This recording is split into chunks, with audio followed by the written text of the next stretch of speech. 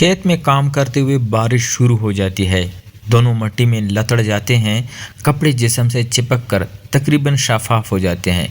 ایک ہنس کر دوسرے کے جسم سے مٹی صاف کرنے لگتا ہے۔ ہاتھ سینے سے شروع ہو کر نیچے چلا جاتا ہے۔ بارش رک جاتی ہے مگر ہاتھ نہیں رکتے۔ مٹی صاف کر رہے ہو یا کچھ اور؟ گاؤں کے کھیتوں میں دوپہر کا وقت تھا، جب سورج سر پر چمک رہا تھا اور ہوا میں مٹی کی تیز خوشبو پھیلی ہوئی تھی۔ آصف اور حمزہ دونوں کمر تک پانی والے کھیت میں کھڑے تھے اور دھان کی فصل کی نرائی کر رہے تھے۔ آصف نے اپنے ہاتھوں سے گھاس پکڑی اور زور سے کھینچی تو مٹی کے چھینٹے اڑ کر حمزہ کے چہرے پر جا لگے۔ حمزہ نے ہنس کر کہا کہ تمہارا نشانہ تو بالکل درست ہے، اور پھر خود بھی مٹی کا ایک ڈھیلا اٹھا کر آصف کی طرف پھینکا۔ دونوں ہنس پڑے اور کام میں مصروف ہو گئے۔ اچانک آسمان پر کالے بادلوں نے گھیر لیا اور چند لمحوں میں تیز بارش شروع ہو گئی۔ بارش اتنی تیز تھی کہ کھیت کا پانی فوراً اوپر اٹھنے لگا اور مٹی پاؤں کے نیچے سے پھسلنے لگی۔ آصف نے کہا چلو کنارے کی طرف چلتے ہیں ورنہ یہ مٹی ہمیں نگل جائے گی۔ دونوں تیزی سے کھیت سے باہر نکلے مگر بارش نے انہیں مکمل طور پر بھیگے ہوئے حالت میں چھوڑ دیا۔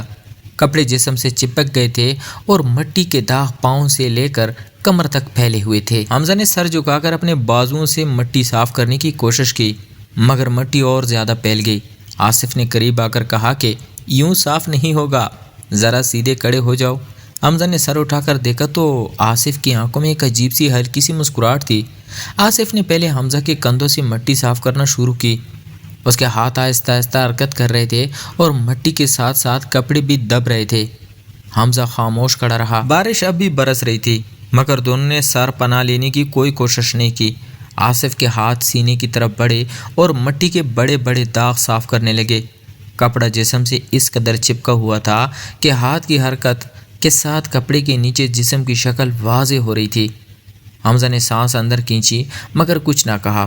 آصف نے نیچے کی طرف دیکھے بغیر کمر کے آس پاس مٹی صاف کرنے کی کوشش کر دی۔ اس کے ہاتھوں کی رفتار پہلے سے تھوڑی سست ہو گئی تھی۔ حمزہ نے بھی آصف کے کندھے پر مٹی دیکھ کر ہاتھ بڑھایا اور صاف کرنے لگا۔ دونوں کے ہاتھ ایک دوسرے کے جسم پر گھوم رہے تھے اور بارش کی بوندیں مسلسل ان پر گر رہی تھی۔ آصف نے اچانک رو کر کہا کہ تمہاری پیٹھ پر ابھی بھی مٹی ہے، ذرا مڑ جاؤ۔ حمزہ نے پیٹھ موڑ دی۔ آصف کے ہاتھ پیٹھ کے اوپر حصے سے شروع ہو کر آہستہ آہستہ نیچے کی طرف بڑھے۔ کپڑا گیلا ہونے کی وجہ سے ہاتھ کے نیچے سے پھسل رہا تھا اور ہر بار ہاتھ تھوڑا سا نیچے چلا جاتا۔ حمزہ نے گردن میں زور پڑا محسوس کیا مگر خاموش رہا۔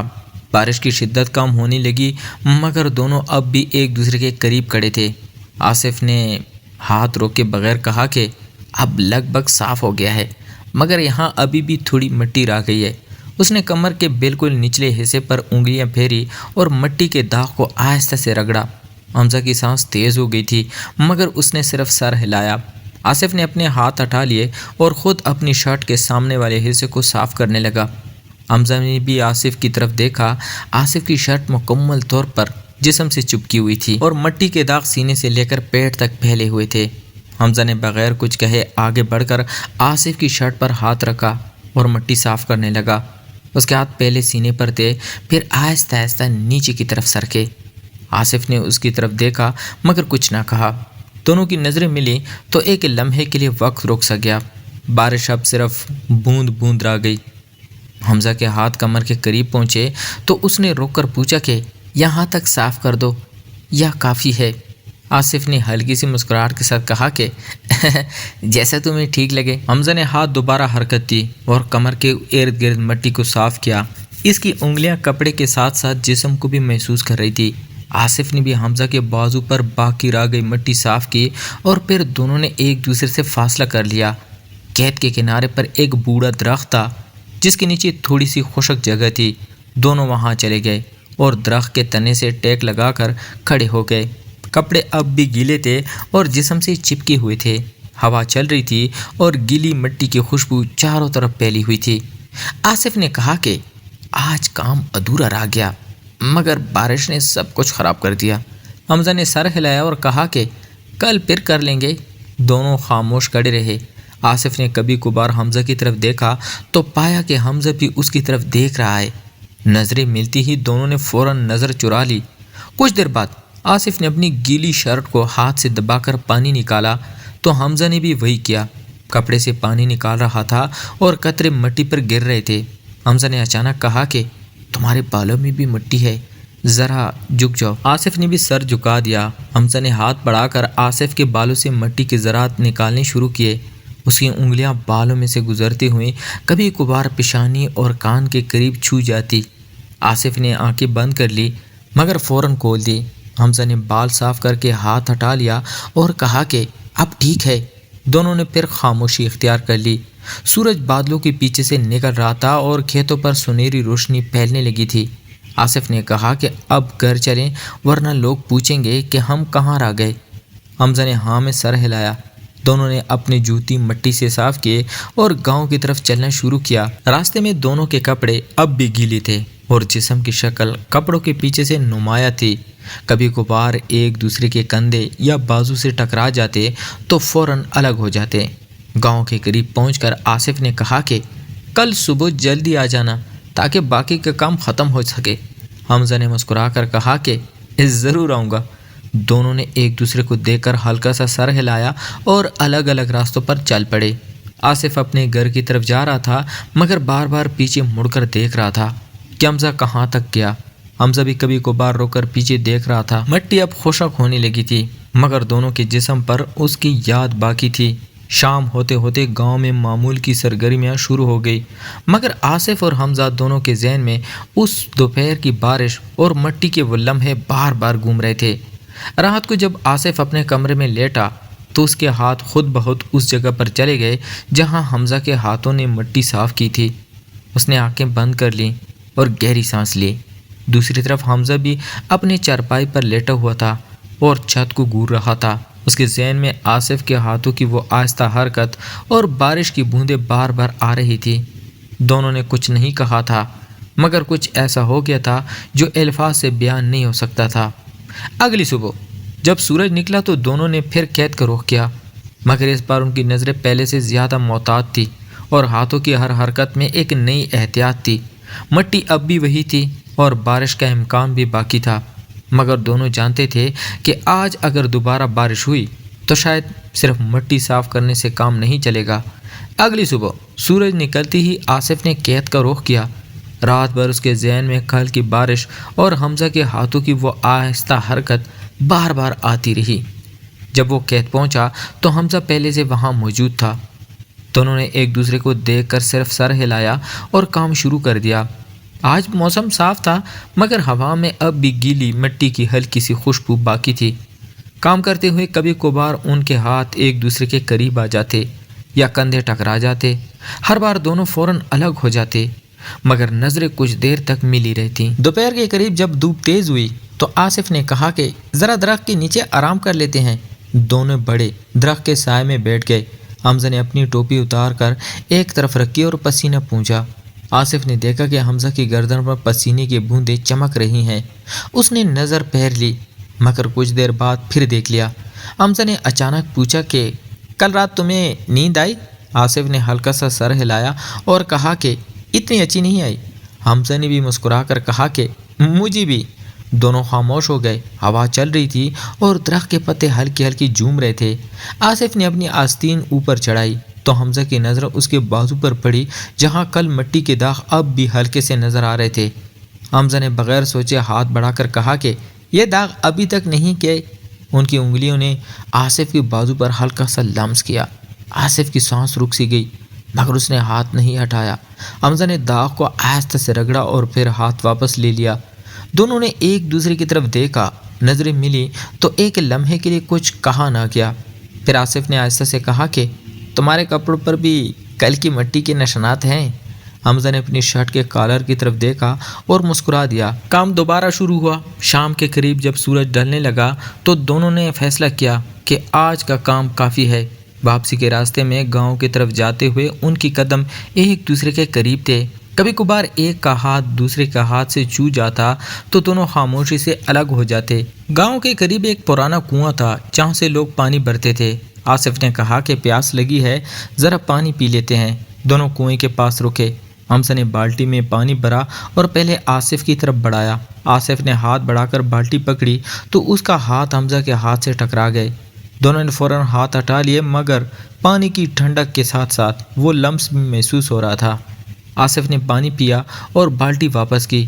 حمزہ نے بھی پانی پیا۔ دونوں کنویں کے کنارے کچھ دیر کھڑے رہے۔ آصف نے آہستہ سے کہا کہ کل کی بارش عجیب تھی۔ حمزہ نے سر ہلایا اور کہا کہ ہاں، عجیب ہی تھی۔ پھر خاموشی چھا گئی۔ آصف نے مزید کچھ کہنا چاہا مگر الفاظ نہیں ملے۔ حمزہ نے بھی کچھ کہنے کا ارادہ کیا مگر صرف یہ کہ اب گھر چلیں۔ دونوں الگ الگ راستوں پر چل پڑے۔ آصف اپنے گھر پہنچا تو اس کی ماں نے پوچھا کہ آج چہرہ کچھ بدلا بدلا سا لگ رہا ہے۔ آصف نے سر ہلا دیا اور اندر چلا گیا۔ رات کا کھانا کھانے کے بعد وہ اپنے کمرے میں لیٹ گیا، چھت کی طرف دیکھتے ہوئے۔ اس کے ذہن میں حمزہ کے ہاتھ کا وہ لمس بار بار آ رہا تھا۔ دوسری طرف حمزہ بھی اپنے گھر میں چارپائی پر لیٹا ہوا تھا اور سوچ رہا تھا کہ آج بازو پر ہاتھ رکھتے وقت آصف نے ہاتھ کیوں نہیں ہٹایا۔ اگلے دن پھر وہی کام شروع ہوا تو آج دونوں پہلے سے زیادہ قریب کام کر رہے تھے۔ جب ایک کی طرف جھک کر گھاس نکالتا تو دوسرا بھی قریب آ جاتا۔ دوپہر کو جب دھوپ بہت تیز ہوئی تو آصف نے اپنی شرٹ کے بٹن کھول دیے۔ حمزہ کی نظریں فوراً اس کی طرف چلی گئی۔ آصف نے محسوس کیا کہ مگر کچھ نہ کہا۔ حمزہ نے اپنی شرٹ کے آستین اوپر چڑھائے اور کام جاری رکھا۔ اچانک آصف کا پاؤں مٹی میں پھسل گیا اور وہ گرنے والا تھا کہ حمزہ نے تیزی سے ہاتھ بڑھا کر اس کی کمر پکڑ لی۔ آصف کے جسم حمزہ کے سینے سے جا لگا۔ دونوں ایک لمحے کے لیے چپٹے رہے۔ حمزہ کے ہاتھ اب بھی آصف کی کمر پر تھے۔ آصف نے سر اٹھا کر دیکھا تو حمزہ کی آنکھیں بالکل قریب تھیں۔ دونوں نے سانس روک لی۔ پھر آہستہ سے حمزہ نے ہاتھ ہٹایا اور کہا کہ سنبھل جاؤ۔ آصف نے سر ہلایا اور سیدھا کھڑا ہو گیا۔ اس کی دل کی دھڑکن تیز ہو رہی تھی۔ حمزہ نے بھی نظر چرا لی اور دوبارہ کام میں لگ گیا، مگر اس کے بعد سے دونوں کے بیچ ایک نئی سی خاموشی تھی۔ کام ختم ہونے پر واپسی کے وقت آصف نے کہا کہ کل اگر موسم اچھا ہوا تو کنارے والے کھیت میں بھی کام کر لیں گے۔ حمزہ نے ہاں میں سر ہلایا۔ راستے میں جب وہ کنویں کے پاس سے گزرے تو دونوں نے ایک دوسرے کی طرف دیکھا، مگر اس بار کوئی نہیں رکا۔ گھر پہنچ کر آصف نے اپنے کمرے میں جا کر دروازہ بند کر لیا۔ اس نے دیوار سے ٹیک لگا کر کڑے کڑے سوچا کہ حمزہ کا ہاتھ کمر پر کتنا مضبوط تھا۔ حمزہ بھی اپنے گھر میں بیٹھا ہوا تھا اور سوچ رہا تھا کہ آصف کا جسم اس کے سینے سے لگتے وقت کتنا گرم محسوس ہو رہا تھا۔ رات گہرے اندھیرے میں ڈوب گئی مگر دونوں کی آنکھوں میں نیند نہیں آ رہی تھی۔ اگلی صبح جب وہ کھیت پہنچے تو موسم کچھ بدلا ہوا تھا۔ ہوا تیز چل رہی تھی اور دور افق پر ہلکے بادل نظر آ رہے تھے۔ آصف نے کہا کہ آج بارش کا امکان ہے۔ حمزہ نے مسکرا کر جواب دیا اگر بارش ہوئی تو پھر مٹی صاف کرنی پڑے گی۔ دونوں ایک دوسرے کی طرف دیکھا اور اس بار نظریں چرا نہیں سکے۔ آصف نے ہلکی سی مسکراہٹ کے ساتھ سر جھکایا اور کام شروع کر دیا۔ حمزہ بھی اس کے ساتھ کھڑا ہو گیا۔ ان کے ہاتھ اب پہلے سے زیادہ قریب کام کر رہے تھے اور کبھی کبھار جان بوجھ کر ایک دوسرے کے ہاتھ سے چھو جاتے تھے۔ ہر چھوٹے سے لمس کے بعد دونوں کے چہروں پر ہلکی سی سرخی سی دوڑ جاتی مگر کوئی کچھ نہ بولتا۔ دوپہر ڈلتے ڈلتے بادل قریب آ گئے اور ہوا میں نمی بڑھ گئی۔ آصف نے کہا کہ اگر بارش شروع ہوئی تو آج درخت کے نیچے ہی رکیں گے۔ حمزہ نے صرف سر ہلایا مگر اس کی آنکھوں میں ایک ہلکی سی توقع سی جھلک رہی تھی۔ کام جاری رہا اور دونوں کے دل میں ایک ہی سوچ گھوم رہی تھی کہ اگر آج پھر بارش ہوئی تو شاید صرف مٹی صاف کرنے سے بات نہیں رہے گی۔ شام کے قریب بادل پھٹ پڑے اور ہلکی سی بارش شروع ہو گئی۔ آصف اور حمزہ نے ایک دوسرے کی طرف دیکھا اور بغیر کچھ کہے درخت کے نیچے چلے گئے۔ بارش تیز نہیں تھی، صرف بوندیں آہستہ آہستہ گر رہی تھی۔ دونوں درخت کے تنے سے ٹیک لگا کر کھڑے ہو گئے۔ مٹی کی خوشبو پھر سے چاروں طرف پھیل گئی۔ آصف نے آہستہ سے کہا کہ لگتا ہے آج بھی مٹی لگے گی۔ حمزہ نے مسکرا کر جواب دیا کہ اس بار صاف کرنے والا کون ہوگا؟ دونوں ہنس پڑے مگر ہنسی میں ایک نرمی سی تھی۔ بارش تھمنے لگی تو آصف نے اپنا ہاتھ بڑھا کر حمزہ کے کندھے سے ایک مٹی کا چھوٹا سا داغ صاف کیا۔ حمزہ نے اس بار ہاتھ نہیں ہٹایا۔ اس نے بھی آصف کے بازو پر نظر ڈالی اور ہلکی سی انگلی پھیر کر باقی راہ کے نشانات صاف کر دیا۔ دونوں کے ہاتھ ایک لمحے کے لیے ایک دوسرے کے قریب رکے رہے۔ پھر آصف نے سر جھکا کر کہا کہ یہ مٹی اب صرف کپڑوں پر نہیں لگتی، حمزہ نے خاموشی سے سر ہلایا۔ سورج بادلوں کے پیچھے سے نکل رہا تھا اور قید سنہری روشنی میں نہا رہے تھے۔ دونوں نے ایک دوسرے کی طرف دیکھا، اس بار نظریں نہیں چرائی۔ آصف نے آہستہ سے پوچھا کہ کل بھی آؤ گے نا؟ حمزہ نے مسکرا کر کہا کہ جب تک یہ قید ہیں میں آتا رہوں گا۔ دونوں نے ایک دوسرے کو ہلکا سا سر ہلایا اور درخت کے نیچے سے نکل کر گاؤں کی طرف چل پڑے۔ راستے میں ان کے قدم ایک دوسرے کے قریب تھے، کبھی کبھار کندھے چھو جاتے تو الگ نہیں ہوتے۔ کنویں کے پاس پہنچ کر دونوں رک گئے۔ آصف نے بالٹی میں پانی بھرا اور حمزہ کی طرف بڑھایا۔ اس بار جب ہاتھ ٹکرائے تو کسی نے ہاتھ نہیں ہٹایا۔ پانی پی کر دونوں نے ایک لمبا سانس لیا۔ حمزہ نے آہستہ سے کہا کہ مٹی تو صاف ہو جاتی ہے مگر کچھ چیزیں دل پر رہ جاتی ہیں۔ آصف نے صرف مسکرا کر دیکھا اور سر ہلا دیا۔ گاؤں کی گلیوں میں داخل ہوتے وقت سورج ڈوب رہا تھا۔ دونوں نے الگ الگ راستے اختیار کیے مگر پیچھے مڑ کر ایک دوسرے کو دیکھا۔ آصف نے ہاتھ اٹھا کر ہلکا سا اشارہ کیا، حمزہ نے بھی وہی کیا۔ رات کو جب گاؤں خاموش ہو گیا تو دونوں اپنے اپنے گھروں میں لیٹے ہوئے تھے، مگر اس رات نیند آرام سے آئی۔ اگلی صبح جب سورج نکلا تو قید پھر سے دونوں کا انتظار کر رہے تھے۔ آصف اور حمزہ وہاں پہنچے، ایک دوسرے کو دیکھا، مسکرایا اور کام شروع کر دیا۔ اب ان کے ہاتھ قریب قریب کام کرتے، کبھی کبھار جان بوجھ کر چھو جاتے، اور ہر لمس کے ساتھ دل بھی ایک ہلکی سی گرمی پھیل جاتی۔